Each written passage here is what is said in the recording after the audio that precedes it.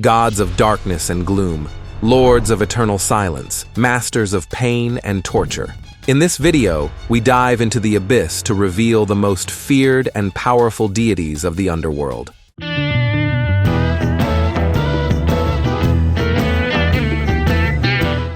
Number 1. Hino. She is known as the goddess of death and the queen of the underworld. She is related to the cycle of life and death. Her realm is the underworld, or realm of the dead in New Zealand Maori mythology. Hino is often described as an imposing woman with green skin, eyes as bright as jade, and hair as dark as night. She has great power and control over death and the fate of souls. Her story is linked to that of Maui, the famous Maori demigod, who attempted to overcome death to grant immortality to mankind. Maui planned to enter the body of Hino while she slept and exit through her mouth, believing that this act would break the power of death. To put it mildly, let's say he attempted to enter from below and exit from above. However, while performing his mischief, one of the forest birds laughed, awakening the goddess, who closed her legs and killed Maui. Because of her failure, mankind remains mortal. Why? Why did you fail? Number 2. Batara Kala. He is the god of darkness, time, and is also seen as a devourer of things and beings. He does not have a specific realm such as the underworld, but is associated with dark places, storms, and astronomical events such as eclipses. His voracious appetite and ability to devour things are seen as a form of weapon in stories about him. Batara Kala is a fearsome figure with a large mouth and sharp teeth. His features are grotesque, and he is often shown devouring things. He has the power to consume almost anything, including celestial phenomena such as the moon. He is also associated with natural disasters and catastrophic events.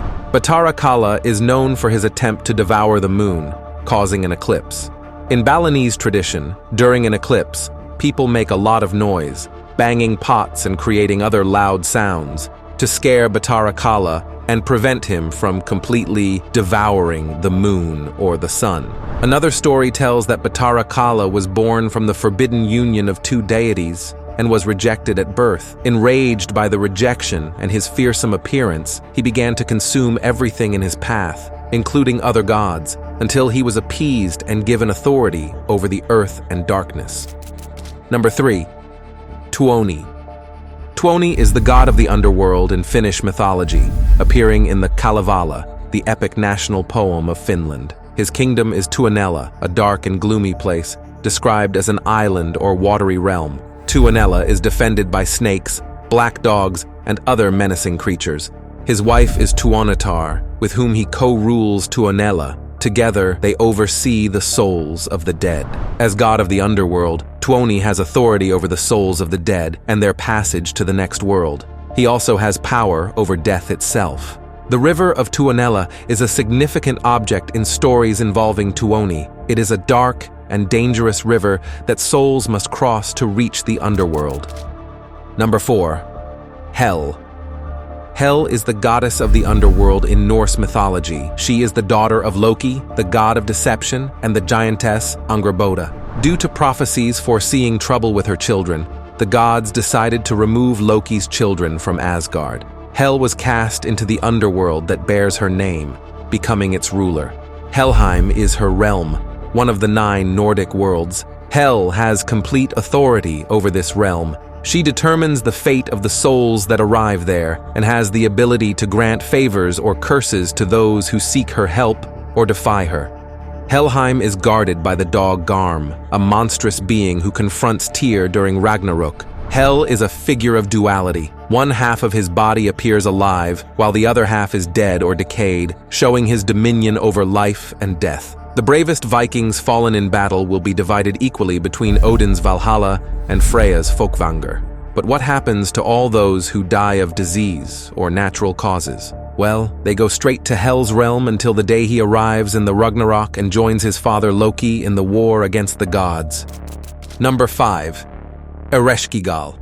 Ereshkigal is the goddess of the underworld in Mesopotamian mythology, mainly Sumerian and Akkadian. Kur is the Sumerian underworld. Ereshkigal is the supreme queen of this dark and gloomy realm, where the souls of the dead reside. One of her companions is Nergal, the god of war and disease. In some stories, Nergal becomes her consort or even her co-ruler in the underworld. Ereshkigal is described in dark and fearsome terms, in keeping with her role in the underworld. Despite being a goddess of the underworld, she also has aspects that are honored and respected. She possesses total authority over the souls of the dead and over the underworld. She can also inflict disease and other ills on the living.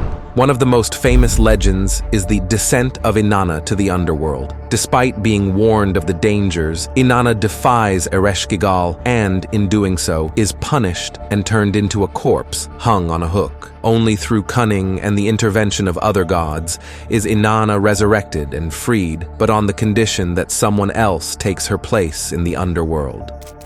Number 6. Miklin. This is the god of the underworld in Aztec mythology. He is a feared but also revered god in charge of overseeing the realm of the dead. He is depicted as a skeleton or a flayed figure, showing his dominion over death. Associated with him are owls, bats, spiders, and dogs, all of which are considered creatures of the underworld in Aztec mythology. Miklin is the underworld in Aztec mythology, a place where the souls of the dead must go through various challenges before reaching their final rest. As Lord of the underworld, he has authority over the souls of the dead. He can decide the fate of souls and has the ability to cause death and disease in the world of the living. Number 7. Hades. Hades is the god of the underworld in Greek mythology. While Zeus ruled the sky and Poseidon the sea, Hades was assigned the underworld, the realm of the dead. Although he is associated with death and considered grim, he is not necessarily malevolent. In fact, he plays an essential role in balancing the cycle of life and death. The underworld, sometimes called Hades, like the god, is his realm. Within the underworld, there are specific areas, such as the Elysian Fields, where virtuous souls reside, Tartarus, a deep prison for titans and other beings, and the river Styx, which acts as the border of the underworld. His most iconic weapon is the bident, similar to Poseidon's trident, but with only 2 prongs. In addition, he has a helmet, a gift from the Cyclops, called the Helmet of Darkness, which makes him invisible. Cerberus, the 3-headed dog, is the guardian of the underworld and ensures that souls do not leave and that no one unauthorized enters. His wife is Persephone, the goddess of vegetation and spring, whom he kidnapped and took to the underworld. Eventually, they came to an agreement in which she divides her time between the upper and lower worlds. Hades has power over the souls of the dead and all that resides in his realm. He is immortal, like most gods, and has great strength. His helmet makes him invisible, and with his bident, he can create fissures in the earth. He also has the ability to restore life, although this act is rare. Number 8. Nergal.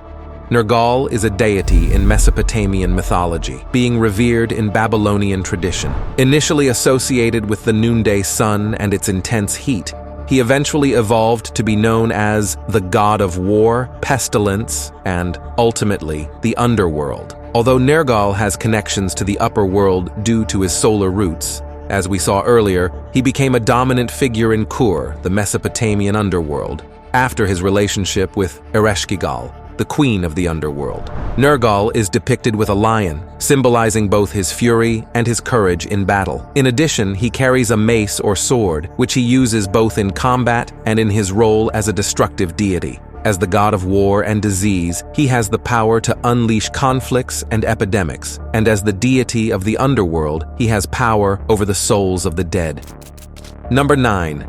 Osiris. Osiris is one of the most prominent and complex deities in Egyptian mythology. Originally a god of vegetation and fertility, he was later associated with death, resurrection, and the afterlife.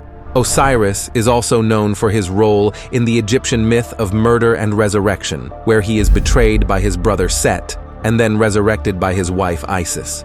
Duat is the Egyptian underworld. In the myth, Osiris becomes the ruler of Duat after his death and resurrection. His wife is Isis, who resurrects him after Set murders him. His son, Horus, is subsequently born and becomes a god associated with kingship and protection. Osiris is depicted as a mummified figure with a green or black skin, symbolizing regeneration and life after death. He wears an Atef crown and holds the staff Heka and the scourge Nejej. Number 10.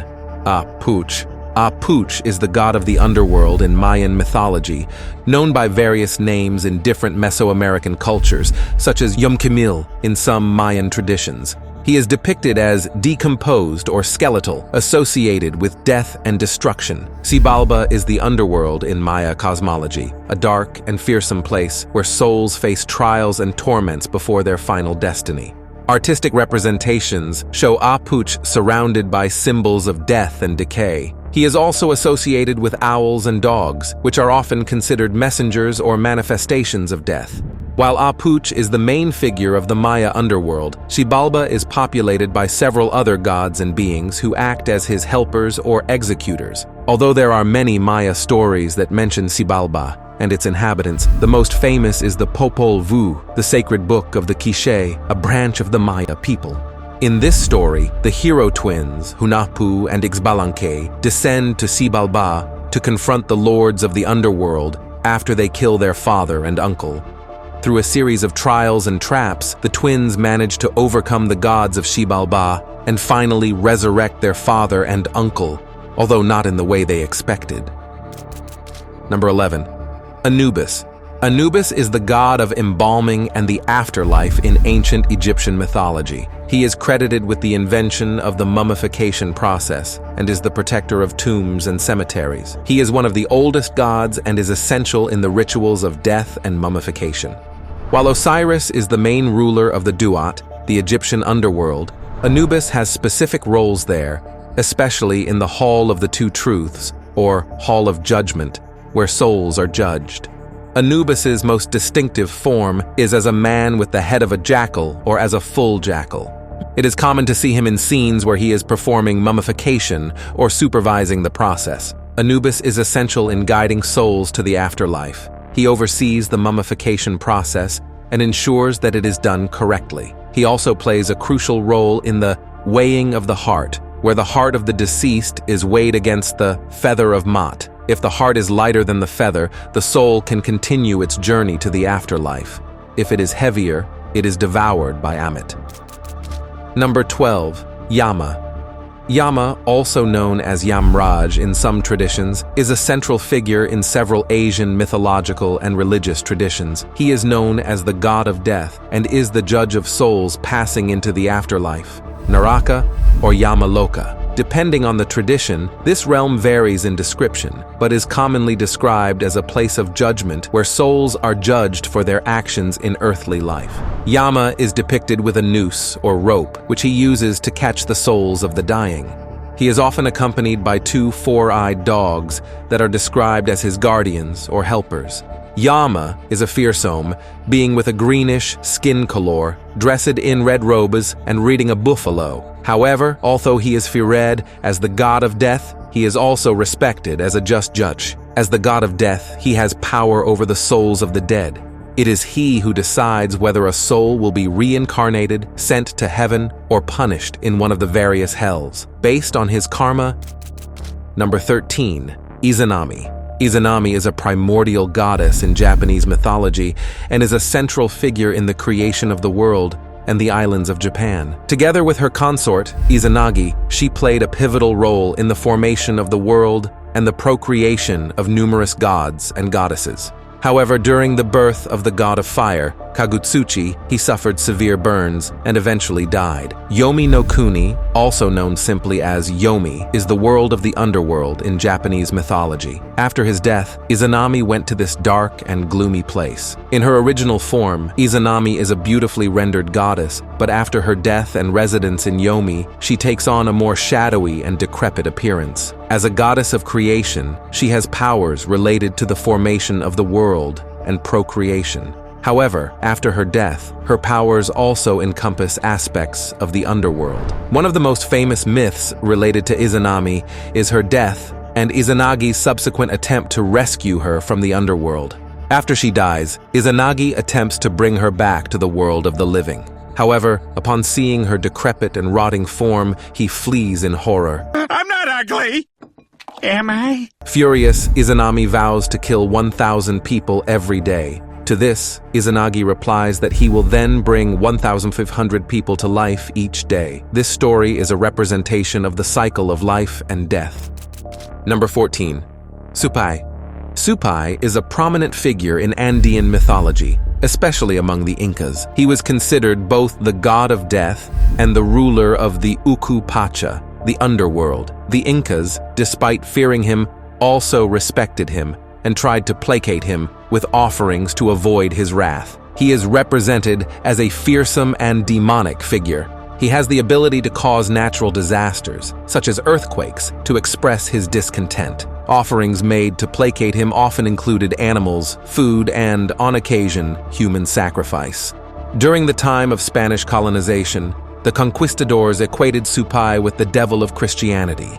His assimilation resulted in many indigenous practices and beliefs related to Supai being demonized and condemned by Christian missionaries. Number 15.